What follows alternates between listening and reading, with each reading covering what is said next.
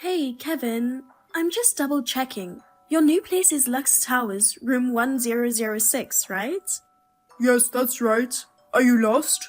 No, I'm in front of the entrance of Lux Towers. I rang room 1006, but there's no response. What? That's strange. My wife and her mom were supposed to be home. I even told them that you're coming to our place today. Your wife's mom, Nora, is there too? Yep, when I told her that you're coming to visit, she said she'd love to see you. She said she would cook for you. I wish I could have been there, but I had to work suddenly. I'm sorry I couldn't be there for our housewarming party. That's okay. You have a big case, right? You love your job as a lawyer, and you're proud of it. As your sister, I'm proud of you. But take it easy. I know. I'll get my work done in the late afternoon and I'll be home for dinner. Anyway, I'm wondering why my wife and Nora are not answering the door. I'll text them, just wait a minute. Sure, the stuff I brought as a housewarming gift is a little heavy. I don't want to be at the entrance for long. I'm sure it'll get in the way. What? You brought something that big? Your wife requested an electric bike. My husband drove me, so I loaded it in his car and brought it here together. Oh, she requested such a thing? Robert had to help you, huh? I'm sure she'll need it since your new place has a lot of hills around. I brought it all the way here and I don't want to bring it back, so I'll give it to your wife and then I'll leave. I see. Thank you for going out of your way. You're welcome. Oh, my wife responded. She was cooking and couldn't get the door. She's unlocking the entrance door now. Thanks. Well, I gotta get back to work. Good luck with your work. See you tonight. Yep, thanks for coming. What's your problem? You've been ringing my doorbell over and over again and it's getting really loud. I'm going neurotic. If you're any louder, I'll call the police. What? I don't mind, but my daughter is pregnant. What if the baby is affected by the stress from your noise? Just because you're my daughter's sister-in-law, there are some things you can do and some things you can't do. Didn't Kevin contact you? I'm at the entrance of your new place right now. I rang your room, but there was no sign of you, so Kevin texted you. What? Why should I let you into my house? I don't want an insane woman like you in my house, not even for a second. Consider it an honor just to be allowed to enter the entrance of a luxury condo. What? Well, excuse me, Nora, but you say my house, but that's my brother and his wife's house, right? My brother is away on business, but he said I could come in. So what? What? I'm the landlord's mother. My daughter's husband is supposed to protect my daughter, but he's away for work. So I'm the one who has to protect her from the prowlers. I'm not a prowler. I brought her a housewarming gift. I just wanted her to accept it. A housewarming gift? What did you bring? An electric bike. An electric bike? My daughter is pregnant. If she rides that bike and falls over, she'll have a miscarriage. Pregnant? Your daughter is pregnant? Yes, she is. Did you bring a bicycle with the intention of causing my daughter to miscarry? What a person you are. The electric bike was at your daughter's own request. I'm sure she didn't know she was pregnant yet when she asked for it.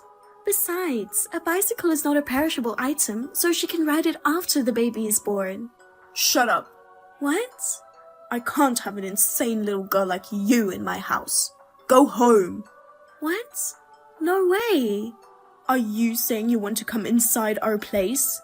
Of course, it's not every day you get to see the inside of a luxury condo. I can understand why you would want to come inside. But can you do that when your brother is around? Well, if you still want to come inside, you'll have to pay a special admission fee of $5,000. $5,000? Unlike your brother, who is a lawyer, you have nothing to live for but your mediocre income and your boring life. What's that? I came to give your daughter a housewarming gift, and I don't understand why I'm being insulted so much by you. Listen, your brother is no longer part of your family because he got married. He married my daughter and he became my son. Up until now, you've been enjoying the feeling of being a superior citizen because of your brother's authority. But from now on, you're going to have to live your own miserable life. If an insane woman like you wants to be related to us, the upper class, I'm telling you, you're going to have to start earning a good income. So, the admission fee is $5,000. The condo is worth it. If you don't like it, don't come near my place again. You won't regret it, will you? Huh? Then I'll be leaving. Oh, okay. Oh, I'll just take your housewarming gift. I'll come get it later. Leave it in the corner of the lobby or something. Understood. Get the hell out of here, you poor bastard. I'll excuse myself. Kathy, I heard you already left today because something came up. My wife and Nora were sorry they couldn't spend more time talking with you. What? Oh yeah, it's okay. Come again, okay? Next time when I'm around. I will. And thanks for the electric bike. I've used it to go to the convenience store at the bottom of the hill, and it's nice and easy. I'm glad it's helping you. Oh, and by the way, how did you like the melon I served for lunch? If it was good, I'm thinking of giving it to my boss next time. What? Well, you know, I didn't get lunch. What? Your wife and Nora seemed kind of busy. I told them on the text that I'd leave the gift at the entrance lobby and I left. That's what happened. So I haven't even stepped foot in your place. I see. Because my juice and cream puffs I left in the fridge were gone, I thought maybe they had them with you. Also, there was a little cigarette smell in the living room. My husband and I weren't the ones who drank and ate, since we excused ourselves at the entrance door. Also, neither my husband nor I smoke. I see. You know what, Kevin? Maybe this has something to do with that, but my husband wants to talk to you about something. What? Robert wants to talk to me? He says it's better when your wife and Nora aren't around. Besides, I saw something yesterday that bothered me a little too. I think I should tell you about it. Sure, I'm off duty tomorrow and my wife is going out with her friends in the morning and coming home in the evening. So I'll definitely be home alone at noon. Robert is available at noon too. Well, let's talk over lunch, shall we? We didn't get to eat together today. You should come see our new place again. We will. We'll come by tomorrow around noon. Got it. Kathy, thank you for earlier. Tell Robert that I said thank you. No problem. I'm sorry I surprised you with the sudden exposure. You just started living in your new place, and I'm sure you didn't want to hear that kind of story. Well, it's better I knew. In fact, I've done a thorough search of my place and found some circumstantial evidence that seems to confirm it. Even if it's not what I think it is. My wife lied to me that she treated you to lunch, and in fact, she turned you away. There should be an explanation for that. I'm sure there's something shady going on. Maybe it's because I've seen a lot of cases as a lawyer. I have a keen instinct for this kind of thing. Is there anything else Robert and I can do? There's nothing for now. A lot of things are starting to happen after you told me. We'll settle this in a month, probably. I'm sorry, but until then, just pretend you're not aware of anything. Okay, let me know if there's anything I can do to help. It's not good to keep things to yourself. Thanks. I'm cutting on you when I need you. Hey, you? My daughter is feeling sad that her husband has stopped coming home. You better not be having an affair. What kind of newlywed would cheat on her wife? You're a lawyer, but you're not an ethical person. Hey, answer me. Well, fine. If you don't come back, we'll take this condo. For the record, my daughter is pregnant. I'll make sure the cheating man pays his alimony and child support, and I'll make sure he pays it in full. Hey, you! I got a weird envelope in the mail. What do you think you're doing? Hello, Nora. You said so yourself. I have to make sure the cheating woman pays her alimony. What are you talking about? You're the one who cheated on her. You hurt my daughter, dumped her, and now you're sending her divorce and alimony papers? You have no human heart. You're the one with no heart, Nora. I beg your pardon? You're the one who forced your daughter to cheat on me. What's that? What are you talking about? The guy my wife is cheating on with me is a doctor who makes more money than I do as a lawyer. And she's pregnant with his child, isn't she? What? Along with the divorce papers, there's a report from the investigation into the affair. I think there are some photos with it, so I'd like you to take a good look at them. No way. When did you find out? The day when Kathy brought us a housewarming gift. When she was stranded in front of the entrance door and saw a young man ringing our room, room 1006, and went straight in. Kathy was watching from a little distance from the entrance, trying not to be in people's way because of the bicycle. She could have gone in with the guy, but she thought it would be rude and held back. I heard you guys said something absurd to her, like admission fee of $5,000, and you managed to keep her out of our place, and you guys were relieved, huh? But Kathy recognized the man's face, and she remembered him when she got home. What? Kathy's husband, Robert, is a doctor. The man my wife was having an affair with was Robert's colleague at the same hospital. Kathy had seen him at a dinner party or something.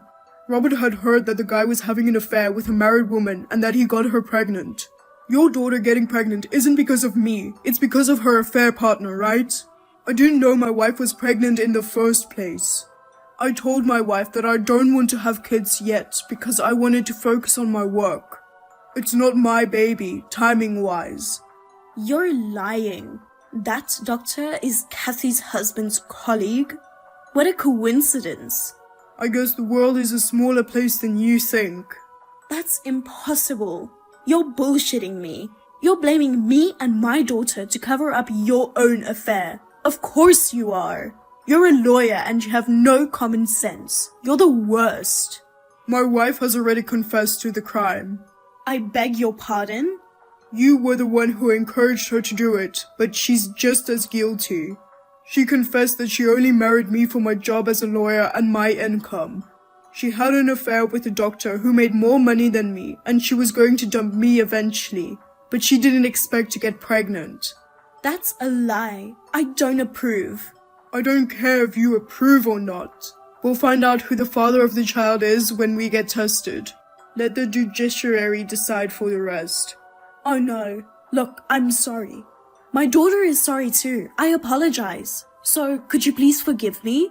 Where are you anyway? Please come back. I'll have a lawyer come between us from now on. If you have anything to say, I'll ask you to go through my lawyer. Also, about our condo, I'm getting ready to lease it out. What? I'm glad I didn't take out a loan and just paid it all at once.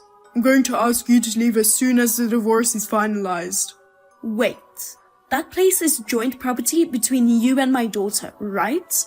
Even if you get divorced, half of it will still be ours, right? No, it won't. That place is in my name, and I'm the one who paid the lump sum before we got married. Please get the hell out of there. Oh no. What's this? You cheated me. Oh, Nora, what is it suddenly? I'm in front of your house. I thought for sure this is where Kevin is being sheltered. I only knew the address, so I came here for the first time and... What's with this luxury house? It's bigger and more splendid than my new place. How in the world did you come to have such a huge house? I thought you were poor. Didn't I tell you about this house? I inherited this house from my late grandmother as a gift for caring for her. Simply put, it was my grandmother's house. And I also own a cafe and a couple of restaurants. That's my business. And my husband is a doctor, so we're not particularly poor. So, you weren't poor. Then why didn't you pay me the $5,000? Huh? If you were rich, you could afford to pay the $5,000 admission fee. If this was going to happen, I should have taken as much money as I could from you back then. I should have ripped off from you. You know what, Nora? Are you messing with me? Huh? Like I said before, I'm a business owner, and my brother is a lawyer. I'm not stupid enough to pay $5,000 for entry to my brother's place. That's absurd. What is your attitude, you cheeky woman? Oh, by the way, Kevin isn't here. What? He's not? I haven't been told where he is either. Then where did he go? I don't know. My daughter has suddenly disappeared as well. How am I supposed to live on my own now? Help me. Kevin's wife and her lover tried to elope and disappear, but they were traced and Kevin demanded a solid alimony payment. Kevin's wife gave in to Kevin's demand and asked her adulterous partner to pay the alimony in a one lump sum. Kevin and his wife got divorced, and their former residence, the condo, was leased. After that, Kevin's ex-wife and the adulterous partner disappeared. The adulterous partner's savings as a doctor seemed to have run out almost entirely due to the alimony. So I am not sure how the two of them, who are expecting a child soon, will make a living. Nora, on the other hand, kept complaining to Kevin even after the divorce mediation. But she has grown quiet ever since she rampaged and made a fuss at Kevin's law firm, breaking some of the vases there, and was arrested for vandalism. Nora has been relying on Kevin for money and has no savings of her own. She now lives in a shabby apartment and works part-time to make ends meet.